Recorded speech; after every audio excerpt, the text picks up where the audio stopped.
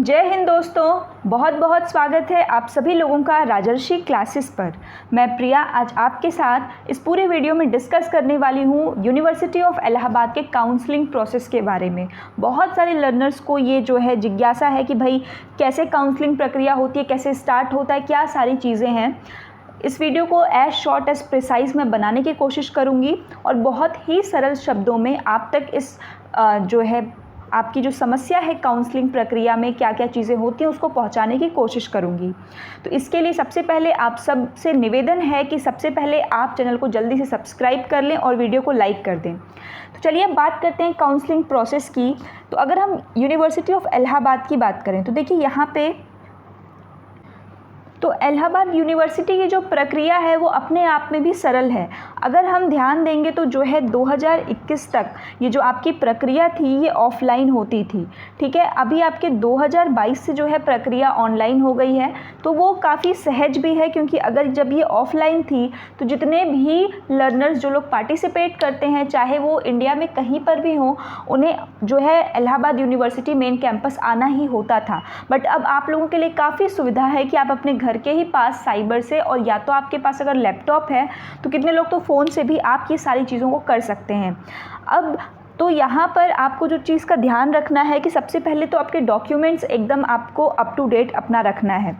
Counselling प्रक्रिया की date आते ही जैसे कि आपका फर्स्ट लिस्ट निकलेगा, जैसे मान लीजिए कि अगर आपके 800 नंबर का पेपर है और उसमें से 600 नंबर कट ऑफ बनता है, या मान लीजिए मैं मान लेती हूँ कि आपके चाहे यूजी लेवल का हो चाहे पीजी का हो, ठीक, तो 800 में आपके 600 का कट ऑफ बनता है। तो जब ये 600 का होगा तो वो आपके फर्स्ट राउंड में बुलाए जाएंगे। अब अगर इनके पास मान लेते हैं कि बीए में टोटल 100 सीट्स के लिए है तो 600 जो इन्होंने कट ऑफ फर्स्ट राउंड के लिए रखा है कि भाई जिसके 600 से ऊपर हैं वो पहले आ जाओ अनरिजर्व्ड कैटेगरी में। तो अगर उसमें जितनी भी सीट भरती है उसके बाद जितनी सीट वैकेंट रहती है फिर ये लोग बैक से लेते हैं, और इस तरीके से जब तक इनकी सीट फुलफिल नहीं हो जाती है उतने राउंड्स में ये जो है यहाँ पर अपनी इस प्रक्रिया को चलाते हैं। अब जो काउंसलिंग की प्रक्रिया है उसमें जैसे अगर एक बार एक राउंड लेते हैं तो कम से कम ये 2 से 3 दिन का समय आपको देते हैं, 2 to 3 डेज़ ये आपको देते हैं कि आप साइबर से जाइए और वहाँ पर अपने सारे काम करा लीजिए। अब आप साइबर से कब जाएंगे और क्या करवाएंगे अब उसकी बात करते हैं। तो सबसे पहला काम जो काउंसलिंग प्रक्रिया में होता है वो कट ऑफ आने का होता है। कट ऑफ क्या है कि जो आपका आएगा कि भाई इतने रेंज के बच्चों का मेन कैंपस, सबसे पहले जो कट ऑफ शो होता है वो मेन कैंपस का होता है। मेन कैंपस को देखने के बाद बाकी जो इनके एफिलेटेड कॉलेजेस हैं उनका जो है वो लोग भी अपने हिसाब से जारी करते हैं।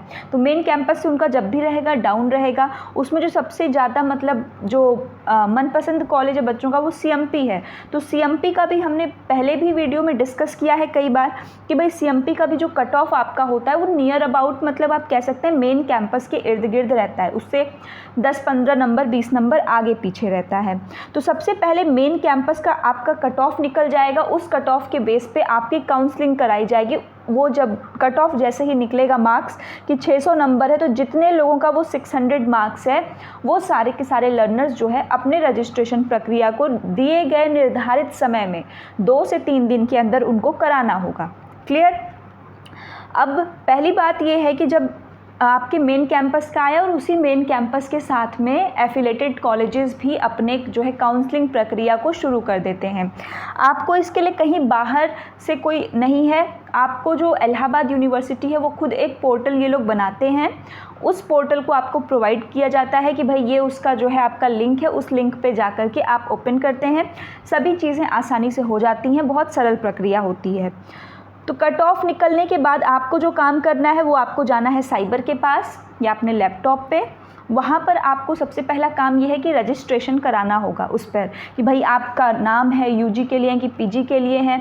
और ये प्रक्रिया काफ़ी आपकी तीव्र गति से होगी, वो इसलिए क्योंकि पहले भी न्यूज़पेपर में निकल चुका है, हमने कवर भी किया है।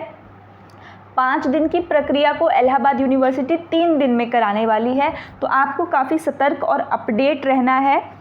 तो रजिस्ट्रेशन के दौरान जब आप जाएंगे तो बेसिक तो आप अपना सब कुछ वहाँ पर फिल कर देंगे, जो भी पूछेगा इतना तो आपको पता है। अब यहाँ पे जो डॉक्यूमेंट की बारी आती है, हमेशा ध्यान रखिएगा मोबाइल के द्वारा, जैसे जो है ना कि मोबाइल में ही रखा हुआ है, मोबाइल से ही जैसे आजकल रिज़ल्ट जो हमारा होता है वो हम लोग को डायरेक्ट जो है वेबसाइट के थ्रू मिल जाता है ग्रेजुएशन का, और हम वहीं से जो है उसी रिज़ल्ट को साइबर वाले भैया को भेज देते हैं। और ये गलती आप मत करेगा, और कोशिश करेगा आप जितनी भी चीज़ों को भरें कि अगर आपके नाम में कोई गलती या आधार कार्ड पे मतलब मिसमैच नहीं होना चाहिए, क्लास 10th के मार्कशीट से उसको मिलाकर देखा करिए, क्योंकि जो फिर बाद में आपकी डिग्री बनेगी वो पहले क्लास 10th जो हो चुका है उसके अकॉर्डिंग ही होगा। तो नाम की स्पेलिंग हो गई, बाकी चीज़ें अपना वो सही करवा लीजिए, अगर गलत है तो वो सही करवा लीजिए। इसके बाद वहाँ पर जो आपके जितने भी डॉक्यूमेंट्स हैं वो सारे डॉक्यूमेंट्स ओरिजिनली स्कैन होने चाहिए।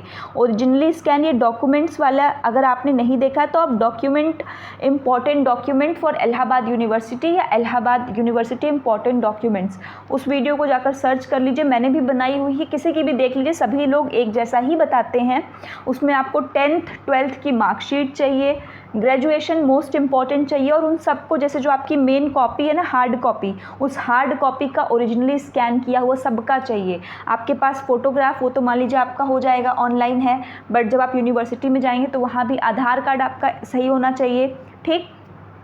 इसके अलावा अगर आप इनकम मतलब अगर आपका जाति प्रमाण पत्र है, ठीक है, अगर आप जनरल नहीं हैं तो आपके पास जाति भी आपकी लगेगी, EWS है, SC ST जो भी है वो सारी चीज़ें आपकी वहाँ पे रहेंगी और वो अप टू डेट होना चाहिए। तो ये डॉक्यूमेंट्स की बात है। इन डॉक्यूमेंट्स जो आपके ओरिजिनली स्कैन डॉक्यूमेंट हैं इनको आप ऑनलाइन रजिस्ट्रेशन पोर्टल पर जो है अपलोड कराएंगे और वहाँ पर फिर वेरिफिकेशन होगा। वेरिफिकेशन होने के बाद आपको जब वेरीफाई होगा तो आपका पेमेंट भी होगा वहीं पर, ठीक है। आपको अलग से जाके कैंपस में, ये नहीं कि जब मुझे सीट मिलेगी तो मैं जाऊंगा कैंपस वहाँ पैसा दूंगा, नहीं। आपको अगर अपनी सीट को जो है सिक्योर करना है तो आपको वेरिफिकेशन के बाद कि ठीक है आपको मेन कैंपस में सीट मिल रही है, आपको पेमेंट वहीं करना होगा, और पेमेंट करने के बाद जो है कि आप अपनी सीट को सिक्योर कर सकते हैं। उसके बाद अब ये तो बात रही कि जब आपका रजिस्ट्रेशन कंप्लीट हो जाएगा, इन केस हम मेन कैंपस की बात करते हैं कि वहाँ आपका हो जाएगा। अब अगर मान लेते हैं कि किसी एफिलिएटेड कॉलेज हमने कराया, हम मान लेते हैं CMP में कराया या फिर ISDC में करा रहे हैं, किसी में भी जिसमें आप करा रहे हैं, SPM में करा रहे हैं, किसी में भी करा रहे हैं, तो जैसे ही आपके मेन कैंपस की कट ऑफ आएगी एफिलिएटेड कॉलेज वाले भी अपनी कट ऑफ जारी कर देंगे। अब आप उस तक कैसे पहुंचेंगे, तो सबसे पहले जो ऑफिशियल वेबसाइट है, गूगल पे जाएंगे, CMP है तो CMP डिग्री कॉलेज आप डालिए, आपकी ऑफिशियल वेबसाइट तुरंत आ जाएगी, वहाँ से भी आपको इन्फॉर्मेशन मिल जाएगी। अदरवाइज़ यहाँ पर अगर आप चैनल को सब्सक्राइब किए हैं तब भी आपको इन्फॉर्मेशन बिल्कुल अप टू डेट मिलती रहेगी, भाई कट ऑफ कितना गया है, डॉक्यूमेंट्स में पहले ही आपके पास सभी चीज़ें हैं, ऑनलाइन करके आप वहाँ जा कर के जो है अपनी सीट को ले सकते हैं। आपके सारे डॉक्यूमेंट्स एक बार यहाँ पर होंगे, और दूसरी चीज़ ये याद रखिएगा कि जब आप वहाँ पर जाएंगे, क्योंकि अब ये नहीं है कि सारे लर्नर इलाहाबाद के ही हैं, आप दूसरे सिटी के भी हैं, दूसरे उसमें भी आप दे करके मतलब इलाहाबाद में गए, दूसरे स्टेट से भी आप हो सकते हैं।